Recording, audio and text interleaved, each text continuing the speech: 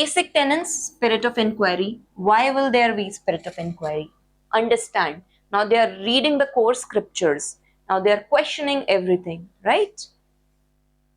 Importance of mundane approach. Mundane means secular approach or this worldliness.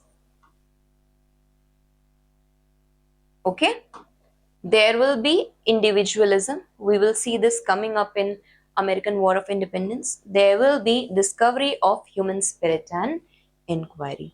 So understand that in Europe, human inquiry, it progressed, and social question, now it was based on the natural law of human rights. And we will see over here a socio-political philosopher, John Locke.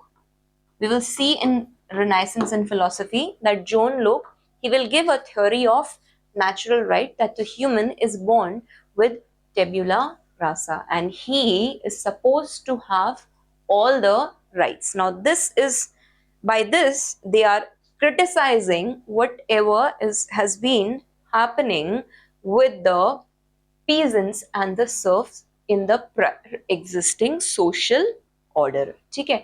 इसके अलावा by this time we also see coming up of Rousseau, who gives the concept of social contract theory. Okay, that state has certain rights towards the individual and individual has certain rights towards the state.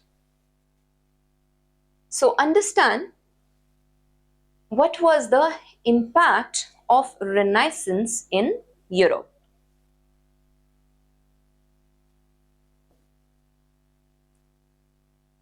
People are running away with the scriptures, right? New ideas are coming. So that will be reflected in literature first. Second, in architecture and sculpture, right? In third, science. Okay. In literature, we'll see that there will be revival of Greek and Latin classics. There will be rise of humanism, vernacular masterpieces in English, Italian, Spanish, Dutch, German, French. It was Martin Luther who first time translated the Bible in German. So German common man was easily able to read and understand it, right? It made it easy for the common man to understand the religion and the literature. Now, art and architecture, we see it was made more on a realistic lines. Okay, whatever was depicted were the real human life scenes. They were perspective. And understand, during the medieval Europe, anatomy or dissection of human body was not considered. It was considered impure and evil. But by coming of this Renaissance, what happened? Again, the scenes from anatomy of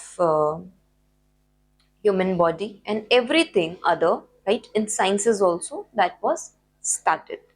Apart from this, all the sculpture and the buildings, they were modeled on the classical Greek and Roman ideals. Apart from this, in science, it undermined the blind authority. First of all, the dogmas and the superstitions were replaced, and there was encouragement of technology, navigation, exploration, and this changed the whole European worldview, and we entered into the era of modern Europe, where emphasis was given on human dignity and individualism. Is it clear? Okay, so Renaissance in literature, let's see. What happens earlier, there were all medieval scholasticism. Okay, I think it is Saint Aquinas, Saint Anselm, all these were present. Okay, all the theology was based on this. But by coming of this, people started reading earlier Plato, Aristotle in literature and philosophy, and this brought in the new ideas and critical thinking apart from the theology. Okay, so what happened along with this, printing press spread these texts around the Europe. Let's see few examples. I have discussed Dante, his Divine Comedy, okay, where It's written in Italian, and where he bridges the medieval pity and early humanistic confidence, right? He is questioning over here the authority of the church, and all this has been written in vernacular. The literatures are vernacular, that means in their own similar language. What happens because of this? It becomes very easy for a common man to read and understand. Another one over here was Petrarch. Okay, he is known as father of humanism. He rediscovered the Latin prose and he wrote the sonnets to Laura. He urged a return to classical moral intellectual existence. Okay, Boccaccio over here, he wrote lively prose and secular themes and human motives. Understand, everything will be about here existentialism, human inquiry, and human dignity. Okay, Machiavelli, he's a political thinker.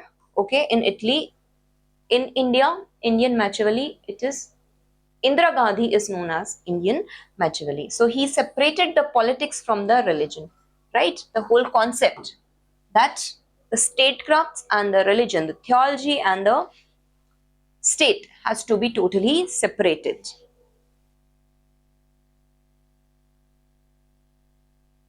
Apart from this, we can see Thomas More. Okay, in his Utopia, he talked about a ideal commonwealth. Okay, he talked about that there has to be a commonwealth of the nations. Apart from this, you can take one more thinker over here, Montaigne, the French writer who invented the modern essay. He was skeptical, personal, reflective, and forerunner of Voltaire and Rousseau. It was Voltaire who says, with great power comes great responsibility. You must have seen this line in Spider-Man also. Okay, it was Rousseau basically who talked about the concept of general will, consent, and he gave a social contract theory. The starting of democratic lines is from here. Okay,